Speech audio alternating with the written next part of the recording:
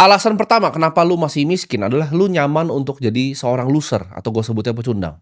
Setiap kali lu nggak punya duit, lu selalu tujuk orang ya, lu selalu salahinnya orang lain. Ini mentalitas yang dipunya sama orang-orang miskin. Mereka selalu nyari alasan atas kesialan di hidupnya. Ketika mereka nggak punya duit, mereka salahin, "Oh, bosnya kurang gaji mereka." Ketika mereka nggak punya duit, mereka salahin pemerintah. "Oh, kenapa bikin kebijakan seperti ini?"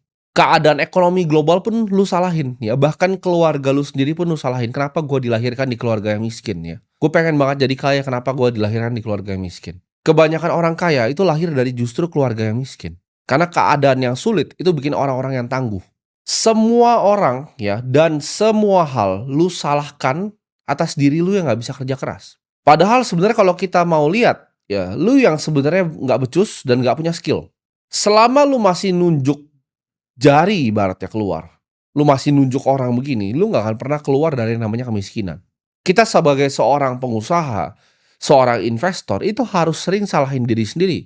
Karena ketika gua bikin keputusan di market itu nggak ada yang bisa gua salahin kecuali diri gua sendiri. Orang miskin itu nggak pernah fokus ke dirinya ya, karena kenapa? Hatinya itu penuh dengan kebencian, penuh dengan iri, penuh dengan dengki ya. Ketika gue bikin acara misalnya kemarin, orang akan berkomentar, "Oh, sales Bitcoin," gitu. Padahal gue datang ke situ bersama triliuner yang lainnya, ya. Untuk ngajarin memang mereka-mereka yang emang udah pengen belajar gitu loh. Tapi yang pengen belajar ini sama di luar dikatain kenapa? Karena dengan orang luar ngatain mereka yang datang dan pengen belajar, mereka ngerasa status mereka ini naik, sebagai seorang manusia. Mereka miskin, hidupnya nggak enak ya, nggak ada yang bisa dibanggain, diinjek-injek sama mertuanya, yang mereka bisa lakukan apa? Ngatain orang di TikTok. Kan mereka cuma scrolling doang, mereka ngatain. Oh, ini sales Bitcoin dan pengikutnya. Mereka nggak paham aset itu apa yang sebenarnya gue pengen ajarin di sana, apa yang didapatkan dari orang-orang yang datang di acara tersebut. Mereka nggak peduli, mereka mau nyalain semuanya kecuali diri mereka, ya. Iri dengkinya besar sekali dan kebenciannya luar biasa terhadap hidup dan dunia dan bahkan benci sama dirinya sendiri.